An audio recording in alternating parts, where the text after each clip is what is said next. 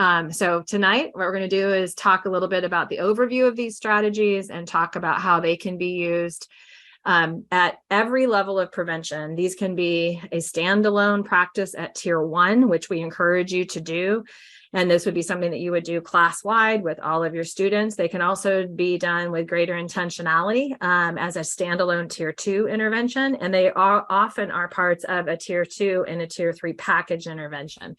So you can see how those are threaded literally throughout all of our practices. And our hope is that we can really make this practical and accessible in terms of knowing what these are, why these are a good idea, and very importantly, what are the specific steps. And one of the things that you're going to notice, whether you're reading about these steps on our website or in an article by our team or as part of a book study in a book that we'll show you shortly, all the steps are going to be exactly the same. So the nice part is whether you're downloading an infographic or something off the COVID page showing how to use these with families, we want to make sure that we are programming for generalization for the user by making sure the steps are exactly the same, and also creating some consistencies for families so that they themselves can know that this list of how to do this with my 10th grade kid is the same thing I'm going to do with my preschool age kid or my elementary age kid. And I really want to thank you for being here tonight. I know a lot of people literally across the coast to coast are talking about really needing some practical tools because things are feeling intense at Tier 1, pun intended. And so there's a lot of people right now saying, I need tools in my toolkit so that I can really create the harmonious classroom that I'm looking for. And this is wonderful because we know that pre-pandemic, if you were to take a picture across the United States of America, you would have found in that picture that about 12% of all school-age youth are struggling with moderate to severe internalizing, shy, anxious, and withdrawn, or externalizing behavior patterns like acting out non-compliant. And about 20% of the kids are struggling with mild to severe problems. And that was pre-pandemic. And the National Association of School Psychologists has told us that they're projecting that these numbers were more than triple. And I want you to think about what that means. All the, the adults in the building being able to implement, they need to have things that are practical and feasible that work, that are not separate from instruction and not complicated, and things that work. So thanks to the resources from this team and the resources brought in by the Institute for Education Sciences, we're excited to talk to you about how to layer these specific strategies into your Tier 1 efforts. And when we talk about these practically, something that's being done at Tier 1 or a standalone Tier 2 or as part of Tier 2 and Tier 3, we want to reassure you that these aren't lessons learned from, one small school district or even one large school district in a giant, it's from multiple places and different geographic locales. And people on our team have been leading these efforts and studying each aspect of Ci3T in terms of how they're designed, how they're built, and how they're integrated. And I don't want you to feel like you have to be a part of a research project to be here, but some of you are here tonight representing the traditional group in the randomized controlled trial that we've been able to offer, where we're studying what it looks like to compare enhanced professional learning to traditional professional learning for those schools implementing Ci3T. So we're excited for the gift of your time. Our goal is to make sure that we have clarity on where this fits in Ci3T, but the bulk of tonight will be these two strategies independently. We're going to talk first about behavior-specific praise and then about instructional choice. But to set the conversation for this, we wanted to give you an overview of where those strategies starting first in terms of what they look like as a Tier 1 practice. So if you are here tonight, and I know many of you are representing the street from local Kansas districts, and that's awesome to see you. If you have access to a Ci3T implementation manual from your school, by all means, please open it up and download it. And I'd like you to look for these sections that we're about to show you now. And if you do not have a Ci3T manual for your school to kind of guide implementation, that's okay. You can find an exemplar on our tab that's called Responding to COVID. And so we wanted you to know that even if you don't have one of these, there's one that you can look at.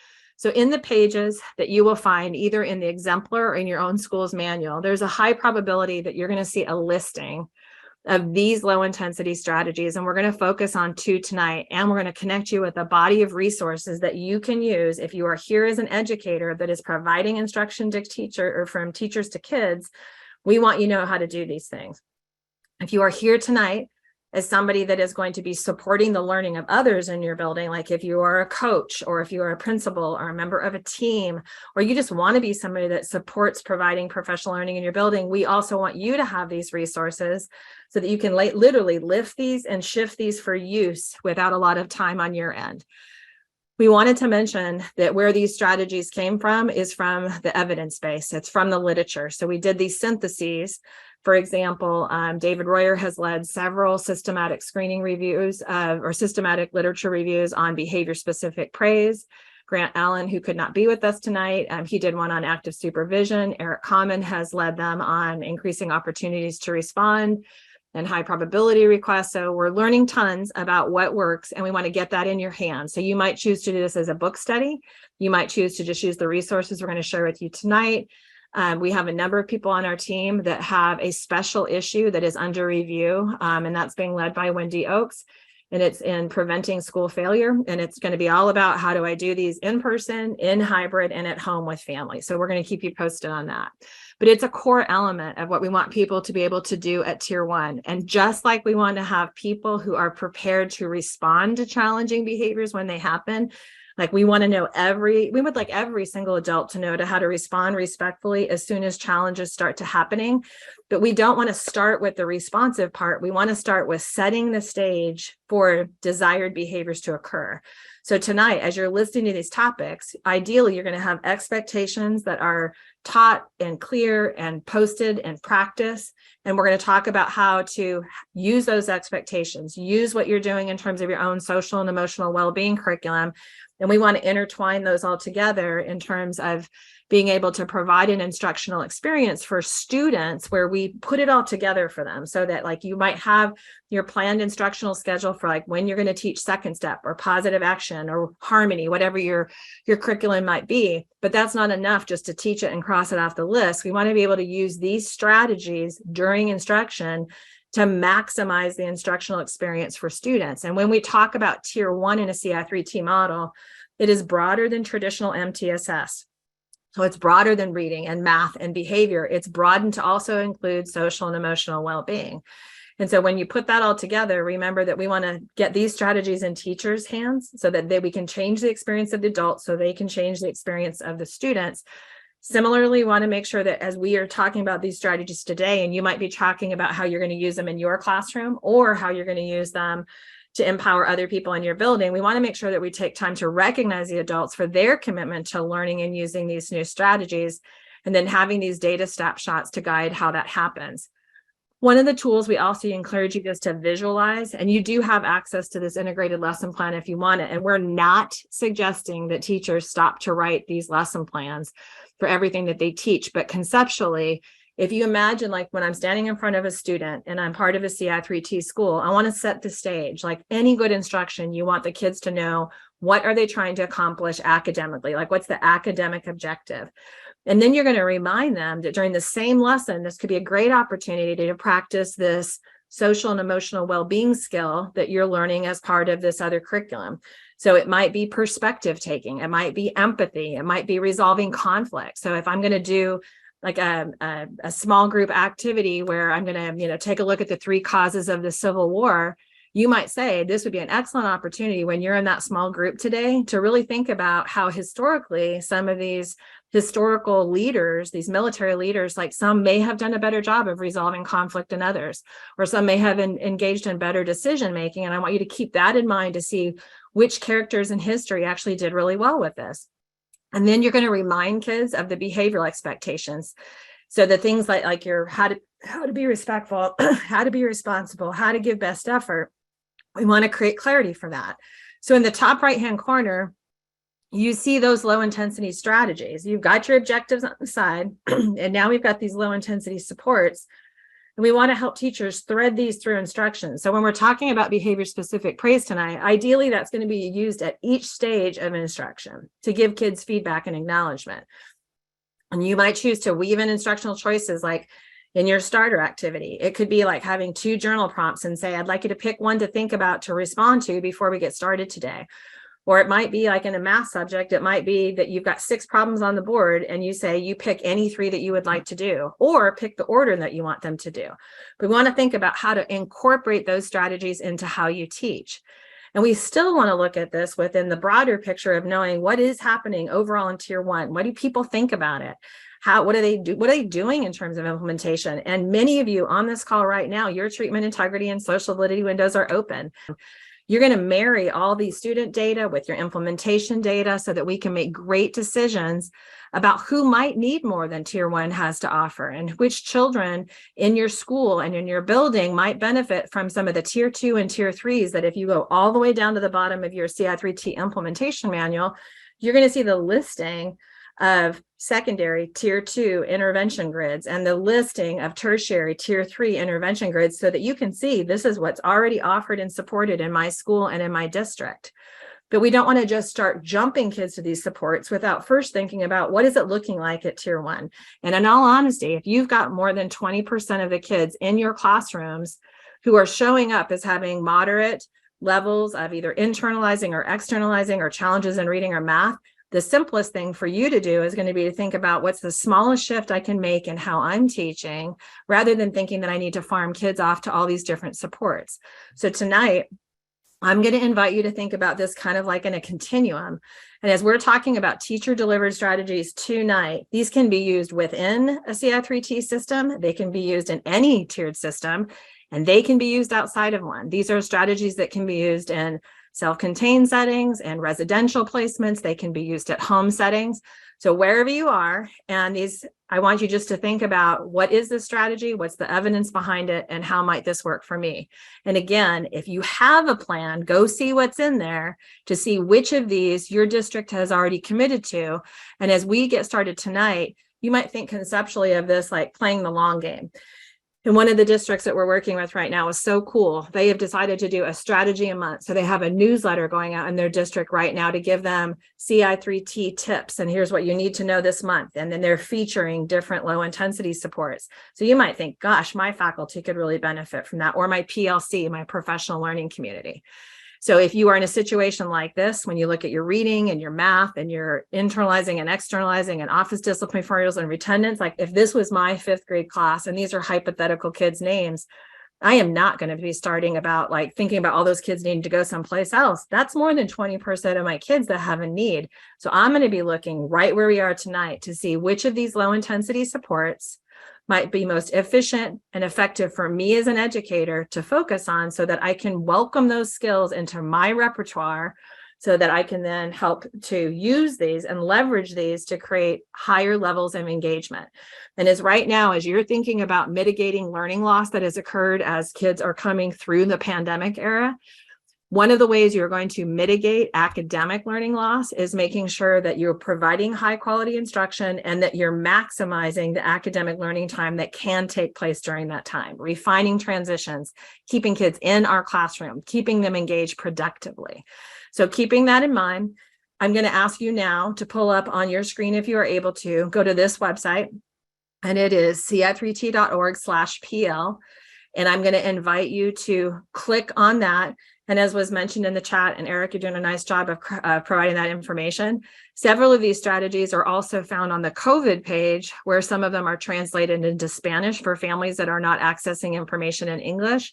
There's short little infographics to also explain how they can be done in remote settings. So for the people that are permanently engaged in online learning, we want you to know those are there as well. So you're going to go to the ci3t.org, find the tab that says professional learning. And then just so that you know what's there, I'm going to show you just like a little bit of preview.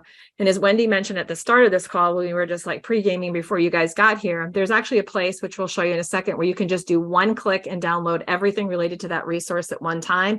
And if you wanted to, you could download it and put it on your district's website or your own personal resources. But when you get in there, and we're going to show you some of this, this is going to give you the full set of information you need to know about what the strategy is, what's the evidence behind it, what are the benefits, what are the challenges, and exactly how do you do it. And then on that COVID tab, as Eric was just mentioning in the chat, you can also just download these free access 1-page, 2-page documents, like little implementation guides, information graphics. And you could also download these cute little scribe videos that are going to detail the steps. You might decide like, oh, I want to share that strategy out. You can literally download that little video. It's under 2 minutes and you can send it out to people to know how to use it. So then it previews them and then you can connect them with the other resources later. And again, in your mind, please keep this connected. So ideally, this isn't like I stopped teaching to do these strategies. These strategies are a part of how I teach. And as you're thinking about, if you are here tonight representing a team or a district or a school, and you think, gosh, like what could this look like? You could literally build your own on-site coaches in your building where you might have 2 to 3 people that become the go-to people for here's how you do behavior-specific praise. And another 2 to 3 people might be like David, Wendy, and Tashawn are going to be the go-to people on how to do behavior-specific praise. And it might be Betsy, Sari, and Shelly that are going to be the go-to people for how to do increased opportunities to respond. And it might be Elise, Allison, and Stacy who are going to be the go-to people on how to do instructional choice. So you're building your own on-site expert so that you could go watch what it looks like in somebody's classroom or somebody doing it in the hallway. And you might dedicate in your building a plan for every single person to be a learner on one new strategy a month. And maybe you roll that out for every single person in your school. Or you might say, you're going to invite people to be their own personal learner, like identify one of the strategies that you yourself want to go deeper on and another strategy where you might be a coach on. Remember when Tammy was a principal and she would send people here, like to Project Empowers, and she would tell them, I'm going to pay for you to go. My expectation is you come back and share out what you've learned. You might decide to do that tonight as well. So we're going to focus on behavior-specific praise, as that is an active ingredient of how we shape every behavior. And then we're also going to talk about instructional choice. So the first place we're going to start is right here with behavior-specific praise. So what I'm going to do right now is I'm going to stop sharing this PowerPoint, this tab, and I'm going to encourage you to follow along with me, please. So when you go to this tab right here at the top, you're going to find this page and click on that link. And then I'm going to have you scroll down, please. And I'm going to have you look for these navy blue bars. And once you've found these navy blue bars, I'm going to have you click on the one that says behavior-specific praise. This gives you one little paragraph introduction. And then if you wanted to, you can click right here to download everything that's on that section onto your computer. It'll put it all in a little folder for you. Or you can do what I'm about to do, because I want to model for you how you could literally go do this tomorrow if you wanted to. So you can click on this place that says PowerPoint presentation, and you're going to see that it does a download for you. And so when you do that download, it's going to bring up a PowerPoint. And you are going to see that this is actually editable. And I'm going to show you what it looks like on the slide sorter mode. And it's going to say, what is behavior-specific praise? Why is it effective? What does the research say about it? What are the benefits and challenges? And most importantly, exactly how do I get this done? And if you wanted to do this, one of the benefits of using these exact resources consistently is that it will build familiarity and fluency throughout all the users in your district. And just like what I'm doing for you right now, I'm going to go through this. And this can be done. I've seen people do this as a 10-minute. I've seen people do this as a 30-minute. I've seen people do it as a full hour, depending on how much conversations you want to have. So you orient people as to those strategies and how they are part of your Ci3T repertoire. This agenda that you're seeing right now is the exact same agenda that you're going to see for all the 7 low intensity supports that we're encouraging you to explore over the course of the next year or two, including these checklists for success. So you're reminding the people of where it fits into your Ci3T implementation plan. And rather than thinking that you need to immediately connect every single kid to a tier 2 or tier 3 support, we're going to talk first about how to do this well as a low intensity support at tier 1. And when you think about behavior-specific praise, we are not suggesting you get rid of general praise like, hey, great job, glad you're here. But you want to think very specifically about what are the behaviors that you want to see more of. And if you are in a school that's doing Ci3T, David Royer did this wonderful dissertation and has since done other studies all related to the school-wide expectation survey for specific settings. So on that survey, it went out to all your faculty and staff. and they gave input on what they thought every kid needed to know to be successful. So in your buildings, you have those expectation matrices of what it means to be respectful, be responsible, be safe in all those key settings. So when you're asking yourself the question, what behaviors should I acknowledge? It's those. Those are the behaviors you want to focus on, and the skills that you're teaching kids in your social emotional well-being curriculum. So you can think about behavior-specific praise is these very clear, short statements that recognize a very specific behavior when the student is doing those behaviors. And ideally, it's delivered contingently as soon as it happens. You're not dangling a ticket in front of them and saying, if you do this, I'll give you a ticket. That's not what we're doing. Instead, we are doing really sincere behavior-specific praise, just like Tashawn did for me as soon as she gave me that feedback of, thank you for the behavior-specific praise. I told her exactly what I appreciated. She reviews these videos, she cuts them, she gets input from Katie and David, and the three of them make a decision about when it's good to go and get it posted. I appreciate her high quality, her timely, and her always being open to feedback. Love all three of those things. And those would be the things that I would love to continue seeing. So those are the things you acknowledge. So when you're thinking about recognizing your colleagues and your students, it needs to be specific. It needs to be very sincere. And we want to make sure it's appropriate for the school, the skill level.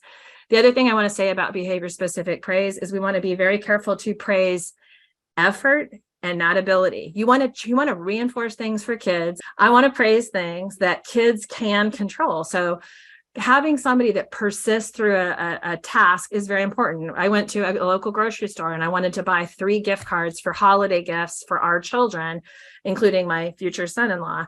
And long story short, we got 3 gift cards, but we only got charged for one of them. So I went back in and explained, like, the other charges didn't hit my credit card. He's like, well, you're so honest. Why are you coming back? And I'm like, I want to make sure that I get what I need here. And I want to make sure that you don't get in trouble at your job because it's $500 that did not get charged. And he was appreciative. So he praised me for being honorable, right? So that's something I could control, coming back and making sure it was done right. And I praised him for spending 42 minutes with me to make sure that it was done correctly.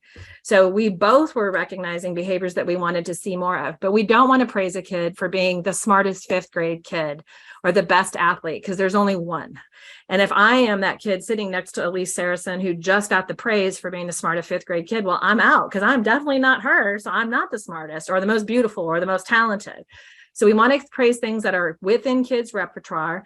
And so one of the things that can be very helpful is actually writing out practice praise statements. And I've seen principals and teams do this very well because it can feel really weird in the beginning. And I didn't realize how much I just normally do this, like in my interactions, like with people in my life, until I had kids. And I obviously was a teacher. I was a middle school and elementary school teacher for a number of years. I taught 5th, 7th, and 8th. And it's just part of like how you give feedback. And as my children started to get older in life, and I remember one day passing out napkins at the breakfast table, and my daughter's like, thank you very much for the napkin. I'm like, you're welcome, dog. I love you. And I pass out the plates. Thank you very much for the plate. And I'm realizing she does a lot of behavior specific praise. And now, even as they're adults, I see them doing that with others. Like, thank you for logging in on time. I appreciate you sending me my monthly stipend or whatever it is. So again, practical. And your place to look to know what your things are is right there in that expectation matrix. And ideally, if you want to see more of a certain behavior, that's the thing that you want to give the specifics on. I love this because it's also good for the deliverer. It feels better on your end. If you spent most of your day like highlighting the successes, you will feel better compared to like nagging somebody for everything that went wrong throughout the day. So when in doubt, think about what you want to see, practice those statements. And we've heard the old thing of 4 to 1. And so I try to make sure that we all look for evidence that, like in the gym, or if you do your own personal workouts, in hallways. So rather than kids saying, you're not walking on the right, you're not walking on the right, acknowledge 4 kids who are walking on the right. And then you'll see that ripple effect of other kids engaging that as well. So you might think about it as being immediate, being frequent, give it with enthusiasm, eye contact, describe exactly what you're needing. And you want to have some variety in how you say it. So you don't want it to always be that same thing. And we want kids to anticipate that they're going to get acknowledgments. And there will be some times when kids are going to say, Did you see me doing that? I did that well. And if a kid is soliciting praise for you, that is their cue from them to you that they need a higher rate of behavior specific praise. So please don't feel frustrated for them. Just acknowledge that. And so it might be like, I didn't catch you this time, but I'm going to really look for it next time when we're out in the hallway.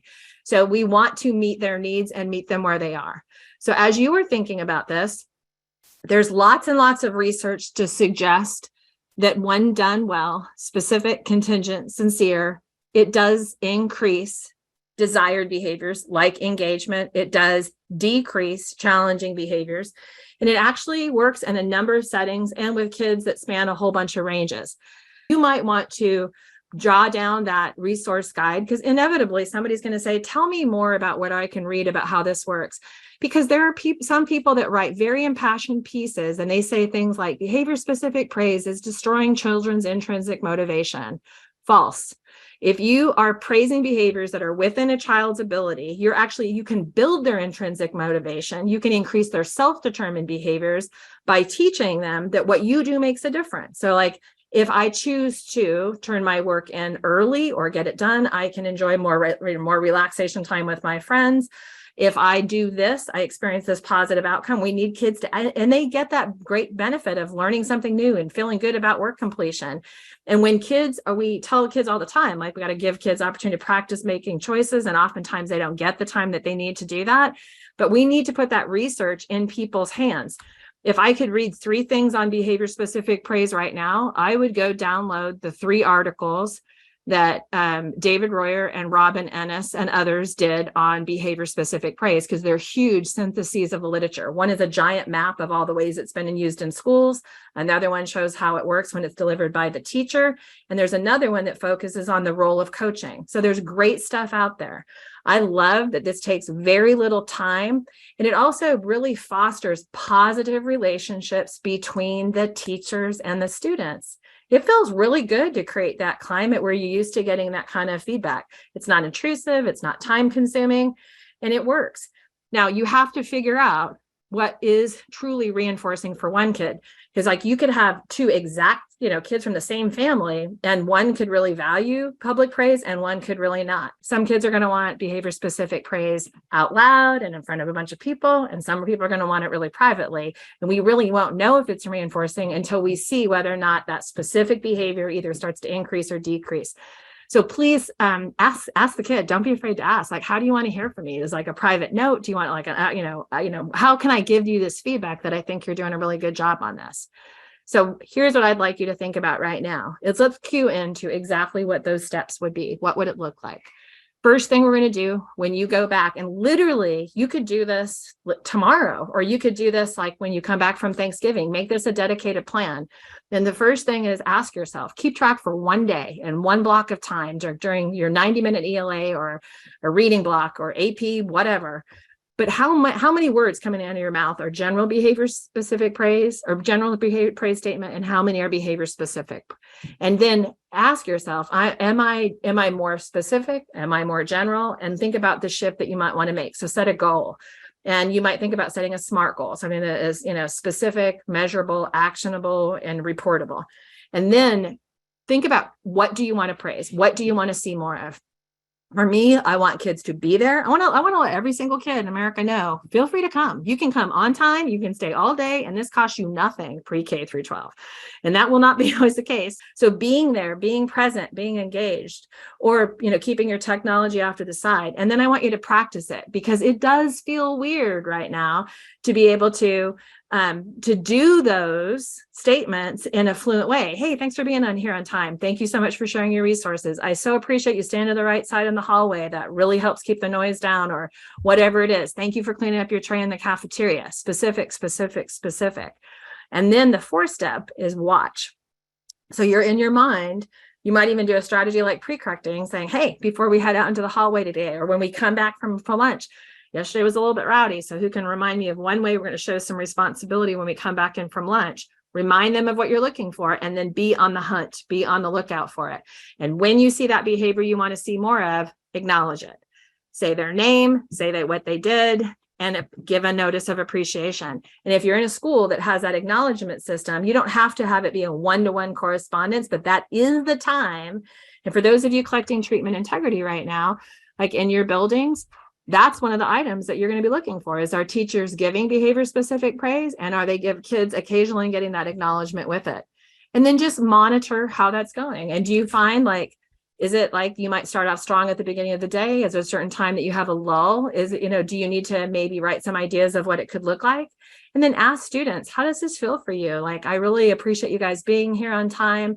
Send me, you can have kids give a little private note at the end, but you want to have that information back for kids. And that's the stuff that I'm going to do for every single kid, every single day. And you're creating this praise-rich environment. If you download this document called the implementation checklist, this is one page that explains those 7 steps. So this might be one thing that you download. And if you put it on your grade book, you put it on your computer, you might post it somewhere in your room, just as a reminder to say, am I doing those types of things to set up? And then you can, now listen to this carefully, even though this is going to be done at tier 1, this itself can be a standalone tier 2, where you say, I'm going to up the rates of behavior specific praise. Now, in your grids, you might actually see behavior specific praise as a standalone. And I want to make sure we see the distinction. Praise rich environments for the school as a whole, and then really intentional and collecting information for some kids. And this is typically for kids that have moderate levels of risk.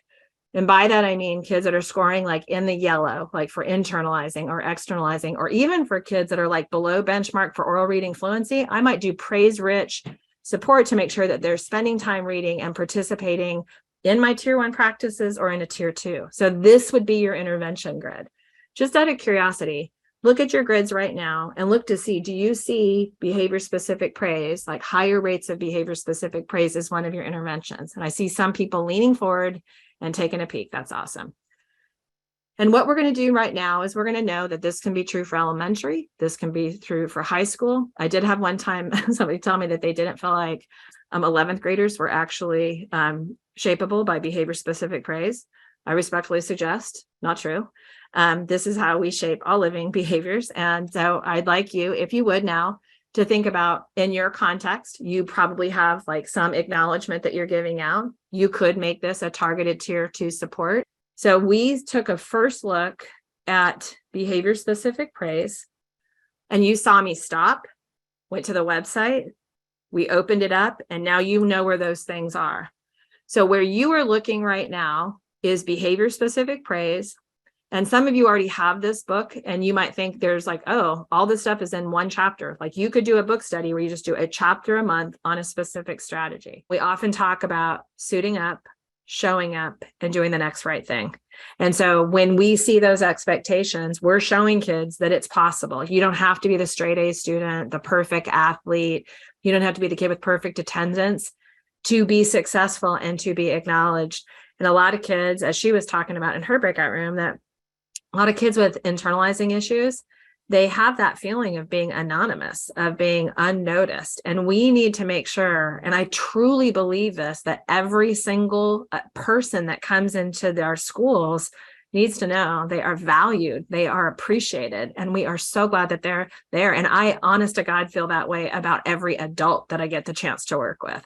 I think personally that time is the biggest gift we can give to each other as human beings. And when a student comes, when even things are complicated at home or just things feel hard, when somebody comes to your classroom or an adult shows up even on a hard day, that speaks volumes. And we want them to be recognized for that. And I think that's important. And I want to also say, making sure to give behavior specific praise to families as well. These are the very best children that they're sending to us. And I remember one time when I was a 7th grade teacher, there was a kid in my class, and I remember calling his mom at the end of the first week of school, just saying how much I greatly appreciated him being in my classroom. And I'm like, he's an amazing artist. And there were some challenges related to that, which we won't go into. But I remember saying to Coward got that.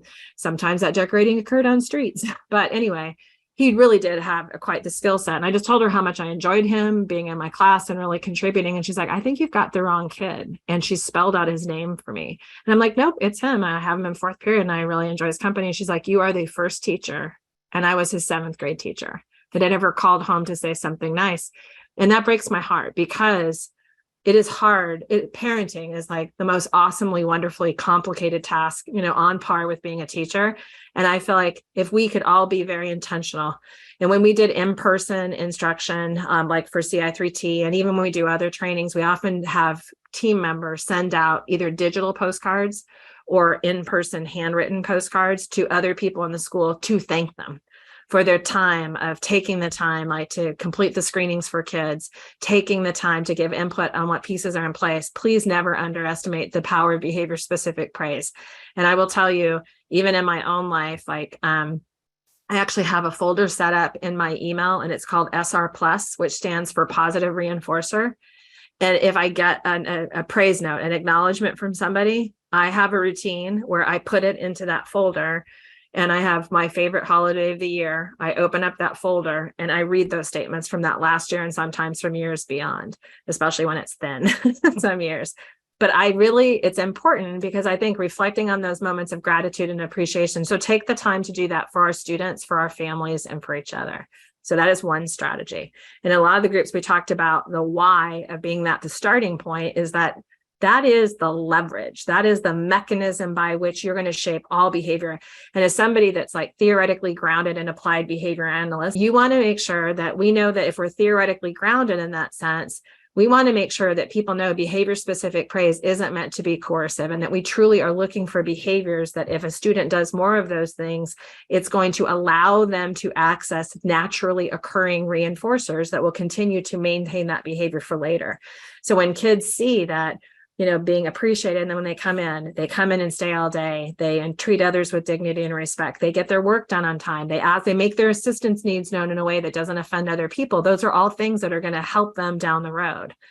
The second strategy that we're going to talk about now tonight is instructional choice.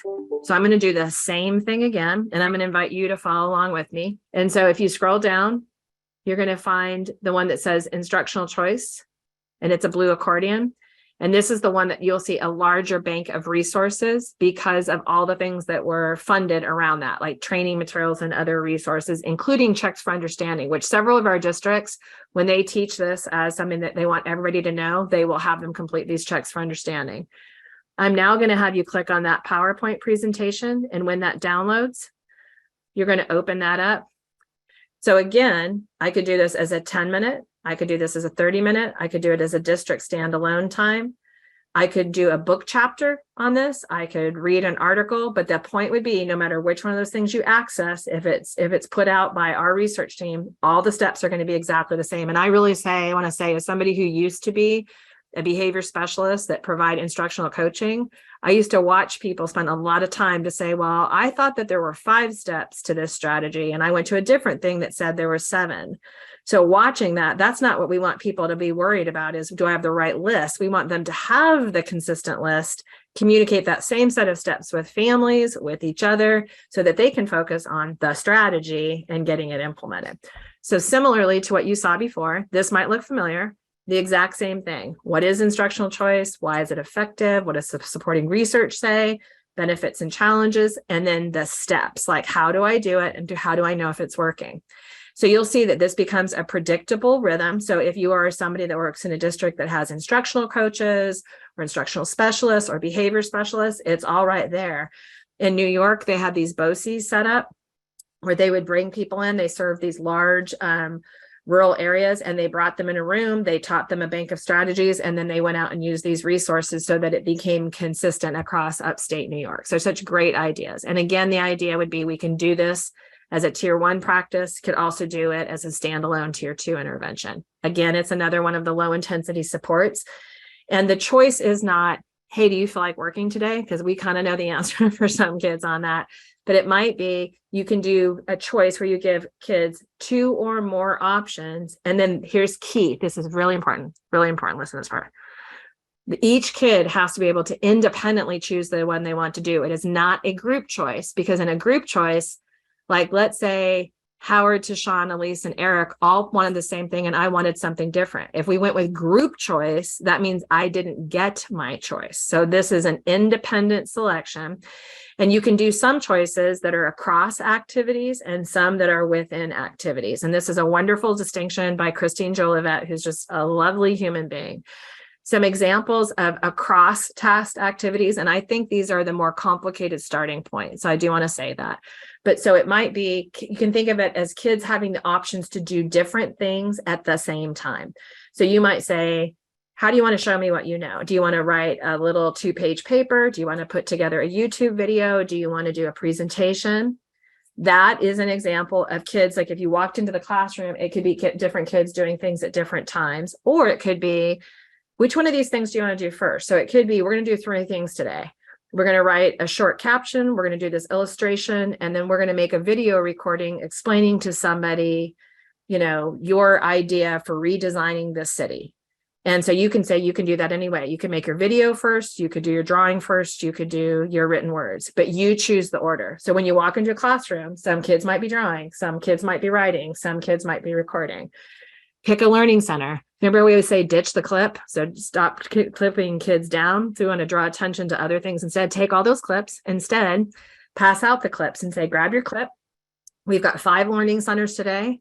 And I'm going to draw tickets from this bucket. And the first 5 kids that I draw can come grab their clip, and they can go clip on the station that they want to start. So then I might draw Howard and Tammy, and then they can take their clip and go pick the center that they want to start at.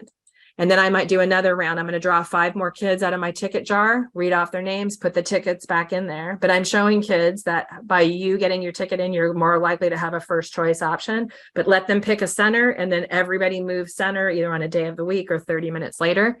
You could do things like a tic-tac-toe board for assignments that need to be done. You can make a schedule for the day, but the idea the kid gets to choose. This is another place where a lot of people prefer to start, because every kid is doing something closer to the same thing. And these are called within choice activities. Little kids, like the ankle biters, like kindergarten, first grade, it might be for this assignment, sorry, Howard, do you want to do crayons or do you want to do sparkly markers? So everybody's doing the same drawing activity, but their method might be different. And if you have that relationship with the librarian, you might say, do you want to do this assignment here or in the library? But you can't just like siphon off kids to the library without permission. Would you like to read this book in the reading corner, or would you like to read it at your desk? Would you like to do this independently, or would you like to do it with a shoulder partner? Which book would you like to read? So they might have a choice of that. Would you like to finish this right now, or would you prefer to finish this for homework? Would you like to do evens or odds? Would you like to do this in handwriting, or would you like to do it in printing, or would you like to type it? So it doesn't have to be 2, it can be 3. But the idea here is that the teacher, who's the instructional leader, would have the opportunity of building their own menu of choices that they themselves feel comfortable with. And that is really important. I personally love this intervention. I think choice is so important for any of us committed, like I know many of you are, to self-determined behaviors, like teaching kids like how to make choices, how to become decision makers, how to set a goal, how to fail, and then make a new decision based on what happened. This is a foundational skill. We constantly tell kids, make a good choice, but we don't often give them a ton of practice in doing that. So this is very easy to implement. Once you've made that menu of choices, this does not take a lot of time because you're in the driver's seat. You're deciding ahead of time what you would feel comfortable with. And again, it promotes decision making. And some of those things you learn, like, oh, that was probably not the best choice to do this thing first. So, I don't know if you've ever taught very young kids, but if you're like teaching like kindergarten kids and you may give them choices of certain things and you think, oh, I should have brought all these materials together so I didn't have to do all this running back and forth. So you're going to refine how you do it. I can also tell you having a plan for how those choices get made. Like we want to think through logistics, which we'll talk a lot about. Like if it's going to be some things like choose your own due date for an assignment. I remember one time when I was a teacher thinking, oh, this is going to be great. I'm going to have kids, do all these choices. It was like a solar system thing when I used to teach science, and they could each make a diagram of however they wanted to have a solar system. And I let them choose their own menu, but I didn't think about the logistics of what that was going to be like when I had all those kids rolling in each period with a solar system coming in. And it's like the room threw up planets, and it was just very, very crowded. So then very quickly the next year I said, you can choose how you want to represent your solar system anyway, and you can choose your own due date. And so that they needed to be distributed Monday, Tuesday, Wednesday, Thursday, Friday. And then I had kids in each period.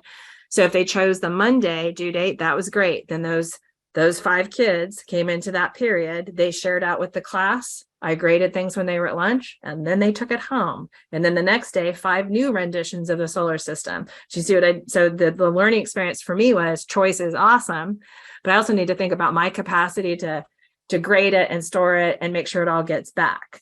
So these are some of the things that we can work on, but this works, and this works for young kids and middle school age kids, older kids. It works in a range of different settings, and this is very empowering. And just like we showed you for behavior specific praise, this also gives you a wonderful opportunity just to download these resource guides. And not that David Royer is the only person who's ever done a lit review, but he also did this wonderful literature review on instructional choice several years ago, which now that other studies have been done, I'm looking forward to eventually replicating that search. Not today, David, so no need to panic. But the nice part is that it's accumulating evidence. It's feasible. It doesn't require extensive amount of participation. Again, it fosters those self-determined behaviors. And it can be, I hope, showing you my own challenge of like not thinking through how I wanted all that stuff to come in. That's important.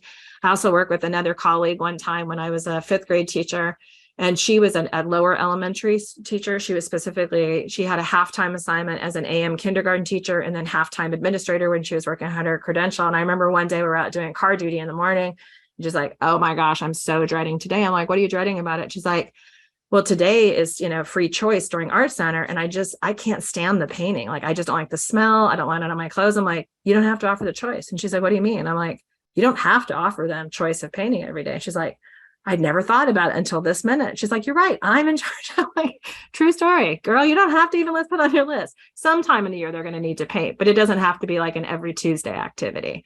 So when she's determined, like, these are the choices, then those are the choices you offer. But whatever choices you put in play, we need to let them have it. So now to break it down, boom, boom, boom, boom, boom, boom. So what does that look like in your classroom? Thanks, Tammy. The first thing is just what we said. You need to make a list of the choices that you feel comfortable.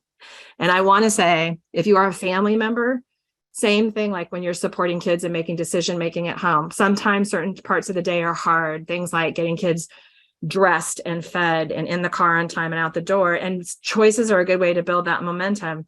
You can even do things like laying out choices of 2 outfits and letting your kids pick, or laying out 3 outfits. If you're going to offer a choice, be prepared to give them the choice that they picked. Because the second thing is that menu doesn't have to be the choices for every single time. So you could have like this menu that you're comfortable with, and you may say, on this day, for whatever reason, like the painting lady, it's picture day, or you yourself are wearing something that you don't want to get paint on, that is okay. If you decide that, maybe some kid always chooses the typing rather than a handwriting, you might say, you have shown that you can do that so well. So I'm going to give you 2 different choices today. Today, I'd like you to use a pencil, and you are welcome to print it or do handwriting, but I'd love to see you use this tool. Which of those 2 things do you want to do? So you're still driving the instructional experience. But once it's built into your lesson, if you're offering choice in your starter activity or choice in your closing activity or independent work time or the book that you pick, allow them that choice. And then here's the tricky part. Ask them to make their choice. And this sounds so much easier than it is, but some choices are higher stakes than others. Like picking a book to read for the entire rest of the semester, if you're here as a secondary teacher, like they need more than a minute to make the decision. Some choices are easier, evens or odds. That's great. Avoid, like in math assignments, doing the top 10 or the bottom 10, because these are usually the applied problems. But I want to say, like, and even families, like giving kids time to practice. I think some of you know I've been on faculty at several places. Like I started off at University of Arizona, then I was at Cal State Los Angeles, and then I was at Vanderbilt for 10 years, and then I was at UNC Chapel Hill, and now I'm here, and this is my 11th year starting at KU. And every time our kids have moved, I've always given them a startup package. So they used to get like $200 so that they could set up their room or use it back at the time, use it calls for long distance calls to friends. I can drop Katie Lane in a Target with that $200, and I know she could decorate a room, pick out mats and everything like that. She's extremely decisive.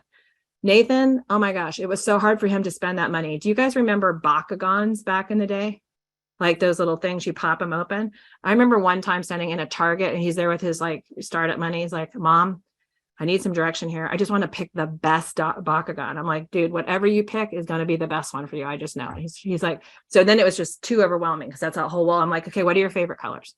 He's like, I really like red, blue, and yellow. I'm like, okay, great. So we put those down and it's like 5, and it was still too overwhelming. Okay, how about, and we kept narrowing and narrowing it. And finally he's like, I'm going to have to hide 2 and come back later. I just can't make a decision right now. But it's like, he just needed more practice in doing that. So when we're asking kids to make their choices, some kids are going to make those super easily, and some kids are going to need more scaffolding. So give them the wait time they need with that scaffolding, but at some point they have to make a decision. So if they're taking too long, they're going to lose the work time that they needed. So that's when we want to kind of add in that scaffolding. So then, and as we were just talking about, we want to make sure that if they haven't done it, we'll do, and so maybe 5 choices, it might be 3, or say, I'm going to come back in just 60 seconds, but I want to make sure you have enough time to get started so you don't have to finish the rest of this later. And then this is another big key, reinforce them, but don't say, oh, I knew you'd make that choice. Oh, that's the right choice, because then you're going to leave them guessing what they think you want. That's not what you want to do. You literally want them to think about what would be most enjoyable, what's most beneficial, and then give them that experience. So don't encourage them to try to guess what you wanted, and then ask for input. And I remember one teacher did this like as a whole class thing, but she did it really intentionally, collected data on how it worked for 2 kids in her classroom. And if you want that article, we'll send it to you. But what she found is that like some kids gave feedback, that in her general feedback, that some kids felt stressed by the choices, that they were worried that they were going to make the wrong choice. And so that is a clear indication that they need more practice with it, not less, because there's a million choices that get made all the time. I used to be a waitress, and when I retire, the 2 things I want to do is I want to go back to being a waitress, and I want to be a CrossFit coach, because I love both those things. I love serving people. But the number of choices that people have to make, and ordering, and the decisions you make about when to bring things, it can be exhausting. But the way we get more comfortable with it is through that positive practice. So in this presentation, just like the last one, all those steps are distilled down into a single page for you, so that you have this handout. So if you're going to go do it, it's right there. If you're going to go teach it, it's right there. And as you break those down, you're going to want to know the same things. Is it happening as I planned? Is it comfortable for the people? And if the kid tells you, I'm a little bit stressed about making choices, then you can say, well, then we'll just start. We're just going to focus on 2 options. And then when you start to build some comfort, we might go to 3. And then maybe we can go to 5, but build from where they are, and then ask how it works. And just like the last time, whereas I can do this for a whole class, I can collect data to see how well this is working, like building in choices. I think one of the teachers that we work with during a writing block, she built in an instructional choice. She gave the choices to every single kid. And then she looked at the impact on the 2 kids in her class that had moderate levels of risk. And she literally collected and graphed data to see how it went for those kids. So these are very practical, simple interventions with a high degree of effectiveness. So in your grids, if you still have your plan open, you might scroll down and see, do you see that in your plan? Do you see a tier 2 grid that says instructional choice?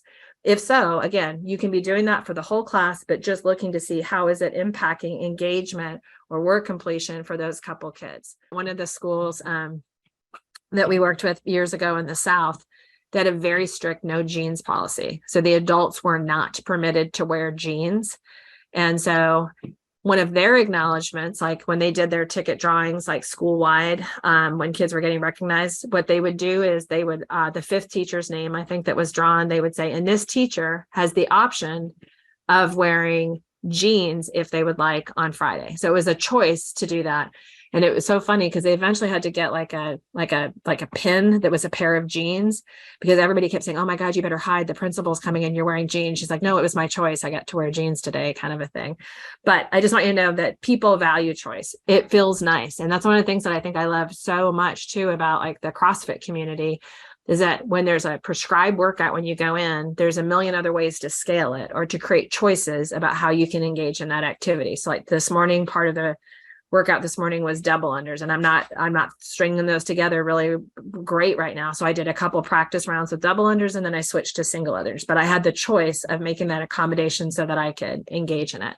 So just thinking about the 2 that we've talked about today, you can use them at tier 1. You can use them as a standalone. They could be parts of other interventions. They could be like part of a self-monitoring intervention. They could be part of functional assessment-based intervention. I'm going to invite you within 1 week to have a a challenge for yourself where you put in a 10-minute appointment, or 15 if you're feeling brave, 30 if you're feeling crazy excited, to pick one of these low intensity supports and commit to going back to the same place, doing what we just did tonight, and downloading that. And so what you might think about when you're looking at this again is to think about, is there something that I learned on my own that I could share out in an email to my faculty and staff? Or is there one thing, like a list of the steps, or maybe just a piece of the PowerPoint, or one tool that I think I could share with my professional learning community? Do I feel like I could organize a book study on just that one topic? And then other things that might be bigger are like the book studies or building on-site opportunities. But I challenge you to explore one additional resource. And the reason for that is you don't have to do all this in a day. And I've watched people do this differently. One of the schools in Kansas, I thought it was such a great idea. The year that they were going through the training process, like I know that some people on this call, like Sandy, is leading a group of people that are building their Ci3T model, and she's leading other people with implementation. Sometimes schools, when they're in the building process, would say, like, I need something to do right now while I'm building this. And what you want to put in their hands is something that aligns well with what's going to go in place. Like, you don't want to bring in like a punishment-based program and then say, now forget everything you just did. So some schools did this thing called While You Wait. And one of the schools in Kansas is, while their Ci3T leadership team was going through the building process, they did a book study, and they had members of the team get a person who was not on the team to come co-present with them a strategy. So 1 month might be start with behavior specific praise. The next month might be instructional choice. The next month might be pre-correction. So it was a team member with a non-team member, and they just introduced the strategy. And that way you could count on it aligning well with Ci3T. You might think about those things. Another district that we work with, a very large district, they decided to do 2 strategies a year, but their deal was every single person that was employed in a building had to have basic training on those strategies. They wanted the custodians to know how to do it. They wanted the cafeteria workers to know how to do it, because they wanted to ensure that every interaction between a student and an adult was set up to be positive as that relationship building piece. They really wanted it to create these places where kids felt welcomed.